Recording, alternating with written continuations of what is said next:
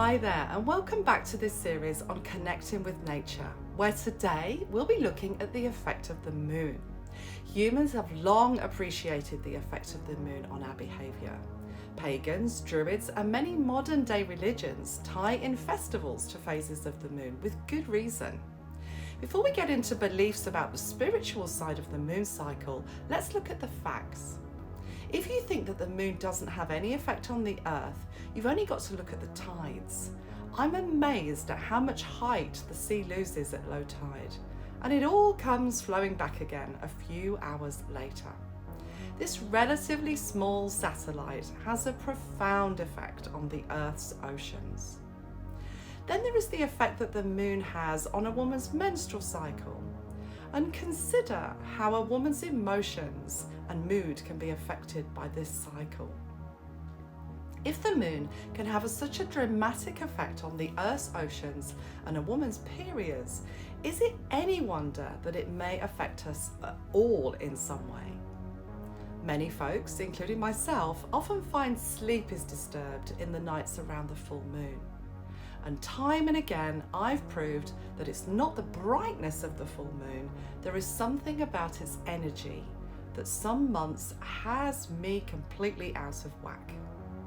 I've looked at some studies as well that concur that the moon can have the same effect on us whether living in a rural area where there is no artificial light, making the moon brighter, or living in a city where there are bright artificial lights.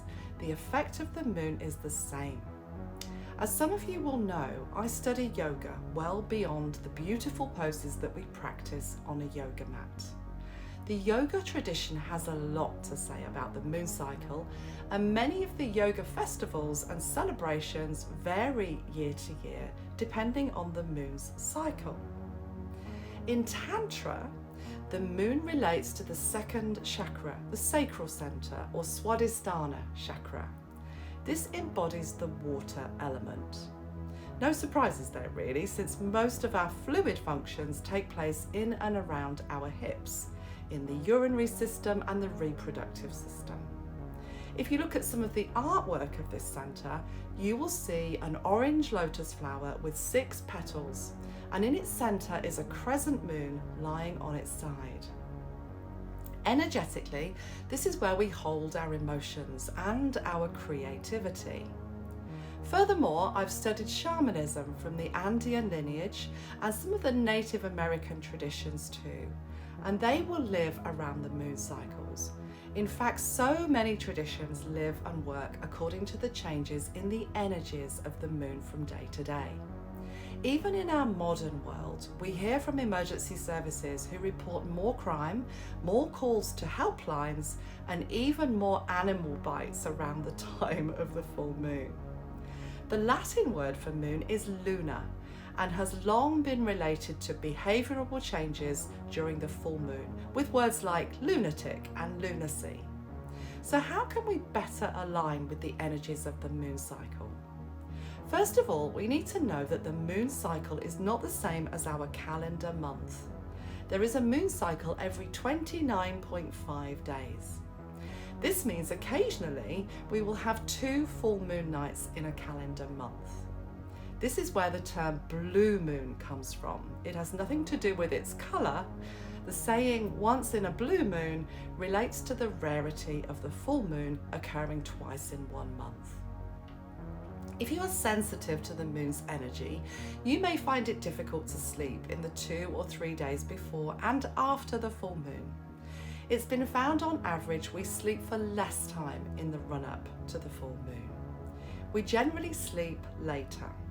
Apparently this can vary according to the time of the peak of the full moon, which might be early in the morning, in which case you might not be affected. All energy workers and healers concur that whatever we imbibe in normal life is accentuated during the full moon. For example, if I'm struggling with anger, I will find it harder to control my anger during the full moon. Conversely, if I have a propensity to positivity and joy, I might feel even more joy around the full moon. This is because all emotions are magnified. Those who practice yoga and meditation have an opportunity to go deeper with their practice. Another quality of the sacral chakra is creativity.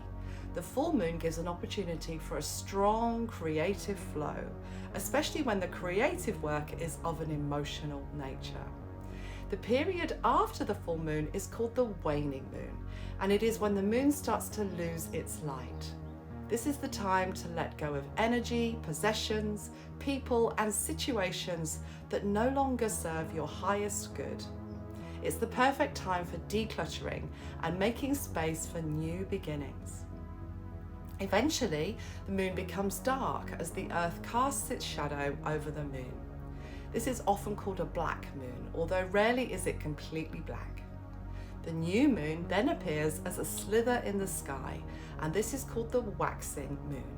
This is the moon gaining light on its way to its fullness again. This is a great time to start new projects, build new relationships, or buy new possessions. It's an energetic seedling and a growing time. Many ancestors knew to plant flowers and fruit and vegetables that bear crops above the crown during the waxing of the moon.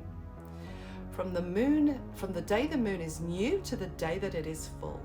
As the moonlight increases night by night, plants are encouraged to grow leaves and stem upwards.